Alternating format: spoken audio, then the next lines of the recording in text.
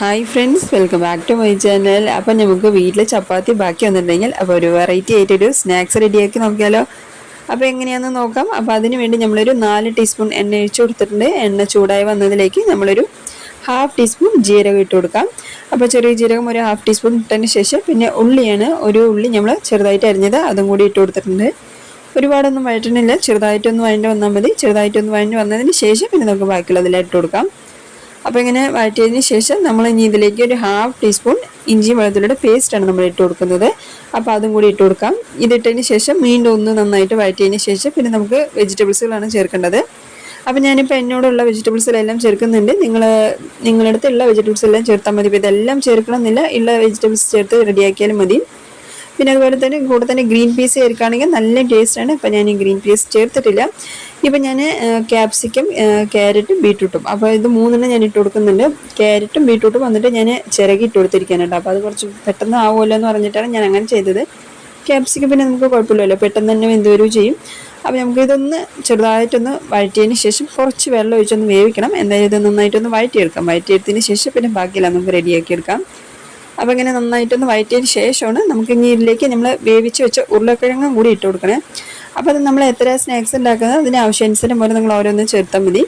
അപ്പോൾ നമുക്ക് വേവിച്ച് വെച്ച ഉരുളക്കിഴങ്ങാണ് കേട്ടോ. നമ്മളിപ്പോൾ ഉരുളക്കിഴങ്ങും ഇതെല്ലാം കൂടെ വേവിക്കാതെ ഇടുന്ന സമയത്ത്, എല്ലാം വെന്ത് വരുന്ന സമയത്ത് ഒരുപാട് ടൈം എടുക്കുമെന്ന് പറഞ്ഞിട്ടാണ് നമ്മൾ ഉരുളക്കിഴങ്ങ് മാത്രം വേവിച്ചെടുത്തത്. അപ്പം നിങ്ങൾക്ക് ചെറുതായിട്ടൊന്ന് വഴറ്റിയ ആ ഒരു ടേസ്റ്റിലാണെങ്കിൽ അങ്ങനെയാണെങ്കിൽ കുഴപ്പമില്ല. ഞാൻ ചെറുതായിട്ടൊന്ന് വേവിക്കുന്നുണ്ട് നമ്മുടെ ക്യാരറ്റും ബീട്രൂട്ടും. അപ്പോൾ ആവശ്യത്തിലേക്കുള്ള ഉപ്പും ഒരു ഹാഫ് ടീസ്പൂൺ ഗരം മസാല, ഒരു ടീസ്പൂൺ മുളക് പൊടി ഇട്ട് കൊടുത്തിട്ടുണ്ട്. അങ്ങനെ ഇതെല്ലാം ഇട്ടതിന് ശേഷം ഞാനൊരു കുറച്ച് ചെറിയ ഗ്ലാസ്സിൽ കുറച്ച് വെള്ളം ഒഴിച്ചിട്ടുണ്ട്. അപ്പോൾ ചെറുതായിട്ടൊന്ന് വെന്ത് വരാനാണ്. അങ്ങനെ ചെറുതായിട്ട് നമുക്കൊന്ന് അടച്ച് വയ്ക്കാം. അപ്പോൾ പെട്ടെന്ന് ഒന്ന് വെന്ത് വരട്ടെ. അപ്പോൾ വെന്ത് വന്നതിന് ശേഷം നമുക്ക് ബാക്കി ഇപ്പോൾ പിന്നെ വേറെ നമുക്ക് അതിലൊന്നും ചേർക്കാനില്ല. അവസാനം നമുക്ക് മല്ലിയില ഇട്ട് കഴിഞ്ഞാൽ നമ്മുടെ ഫില്ലിങ്സ് റെഡിയാണ്. അപ്പോൾ എന്തായാലും ഞാനൊന്ന് അടച്ച് വെച്ച് വേവിക്കാൻ ഇട്ട് അടച്ച് വെച്ച് വേവിച്ചതിന് ശേഷം നമുക്ക് വെള്ളമൊക്കെ ഒന്ന് വറ്റി വരികയും ചെയ്യണം. അപ്പോൾ ഇത് കണ്ടല്ലോ, നമ്മുടെ വെജിറ്റബിൾസ് എല്ലാം വെന്ത് വന്നിട്ടുണ്ട്. ഏകദേശം നമ്മൾ വെള്ളമൊക്കെ നന്നായിട്ട് വറ്റി വന്നിട്ടുണ്ട്. ഇപ്പോൾ ചെറുതായിട്ട് അരികിലുള്ള വെള്ളം മാത്രമേ ഉള്ളൂ. ഇപ്പം നമുക്ക് കുറച്ച് മല്ലിയിലയും കൂടി ഇട്ടതിന് ശേഷം നമുക്ക് നന്നായിട്ട് സ്മാഷർ വെച്ച് നന്നായിട്ടൊന്ന് ഉടച്ചു കൊടുക്കാം. നല്ല സ്മൂത്തായിട്ട് തന്നെ ഉടയ്ക്കാം. ചെറിയ ചെറിയ കഷ്ണങ്ങൾ ഉണ്ടെങ്കിൽ കുഴപ്പമൊന്നുമില്ല. അപ്പോൾ നന്നായിട്ട് ഉടച്ചതിന് ശേഷം നമുക്ക് ഇതിപ്പോൾ നമ്മൾ വെജിറ്റബിൾസ് ഒന്ന് അമർത്തുന്ന സമയത്ത് അതിൽ വെള്ളം നമുക്ക് മൊത്തത്തിൽ അങ്ങോട്ട് വരികയാണ്. അതിപ്പോൾ നന്നായിട്ട് ഉടച്ചു കഴിഞ്ഞ് നമ്മളിപ്പോൾ ഫ്ലെയിം ഓഫ് ചെയ്തിട്ടില്ല. അപ്പോൾ നമ്മളിത് ഉടച്ചു കഴിയുന്ന സമയത്ത് നമ്മുടെ വെള്ളം ഏകദേശമൊക്കെ ഒന്ന് വറ്റി വരികയും ചെയ്യും. അപ്പോൾ ഇതുപോലെ നന്നായിട്ടൊന്ന് ഉടച്ചു കൊടുക്കാനായിട്ട്. അപ്പോൾ നമുക്ക് ഗ്രീൻ പീസ് ഇട്ട് കൊടുത്താലും ഇതുപോലെ ഉടയ്ക്കുകയാണെങ്കിൽ ഉടയ്ക്കാം, ഇല്ലെങ്കിൽ മുഴുവനായിട്ട് കഴിക്കുകയാണെങ്കിലും നമുക്ക് സാധാരണ നമ്മൾ കട്ട്ലറ്റ് ഒക്കെ ഉണ്ടാക്കുന്നില്ല, വെജിൻ്റെ കട്ട്ലറ്റ്, ആ ഒരു ടേസ്റ്റാണ് നമുക്ക് കിട്ടുന്നത്. അപ്പോൾ അത് വരെ നിങ്ങൾക്ക് ഗ്രീൻ പീസ് ഉടയ്ക്കാതെ ഇതിൻ്റെ അവസാനമായിട്ട് ചേർത്ത് അടിക്കുക. അതായത് നമ്മൾ വേവിച്ച ഗ്രീൻ പീസ് ഇതിൻ്റെ അവസാനമായിട്ട് ചേർക്കുകയാണെങ്കിലും കുഴപ്പമില്ല കേട്ടോ. അപ്പോൾ നമ്മൾ ഇതുപോലെയാണ് നമ്മുടെ ഫില്ലിങ്സ് റെഡിയാക്കി എടുക്കേണ്ടത്. അപ്പോൾ ഇതുപോലെ നമ്മൾ റെഡിയാക്കി കഴിഞ്ഞതിന് ശേഷം നമുക്ക് ഇനി ഇത് മാറ്റി വെച്ചേക്കാം. അങ്ങനെ ഇപ്പോൾ അത് മാറ്റി വെച്ചതിന് ശേഷം പിന്നെ നമുക്ക് ചപ്പാത്തിയാണ്. ചപ്പാത്തി വന്നിട്ട് ഇപ്പം ഞാൻ മടക്ക ചപ്പാത്തി ഉണ്ടാക്കിയിട്ട് നോർമൽ ചപ്പാത്തി രണ്ടും ഉണ്ടാക്കിയിട്ടുണ്ട്. അപ്പോൾ അതിൻ്റെ ബാലൻസ് ആയിരുന്നു. അങ്ങനെ ഇത് വന്നിട്ട് നമ്മൾ ഒരു 1/2 കപ്പ് മൈദയിലേക്ക് 1 കപ്പ് വെള്ളം ചേർത്തിട്ട് ഉപ്പും ആവശ്യത്തിനും കിട്ടും നല്ല വെള്ളം പോലെ നമ്മൾ കലർത്തി വെച്ചിരിക്കുക. നമ്മൾ മുക്കിയിടാനായിട്ടാണ് നമ്മളത് കലർത്തിയത്. പിന്നെ ഇനി നമ്മൾ കാണിക്കുന്നത് വന്നിട്ട് നല്ല തിക്കായിട്ടുള്ള പേസ്റ്റ് നമുക്ക് വേണം. രണ്ടും മൈദമാവ് കൊണ്ടുള്ള മിക്സ് ആണ്. ഇതിപ്പോൾ കണ്ടല്ലോ. അപ്പോൾ ഈ ഒരു തിക്നെസ് ഉള്ള ഒരു പേസ്റ്റും, അങ്ങനെ ഈ വെള്ളം പോലെയുള്ളതും വേണം, ഈ ഒരു തിക്നെസ് ആയിട്ടുള്ള ഒരു പേസ്റ്റും വേണം. അപ്പോൾ ഇത് രണ്ടും നമുക്ക് റെഡിയാക്കിയതിന് ശേഷം ഇതൊന്ന് നമ്മുടെ ബ്രെഡ് ക്രംസ് ആണ്. അപ്പോൾ അത് നമ്മൾ മാറ്റി വയ്ക്കാം.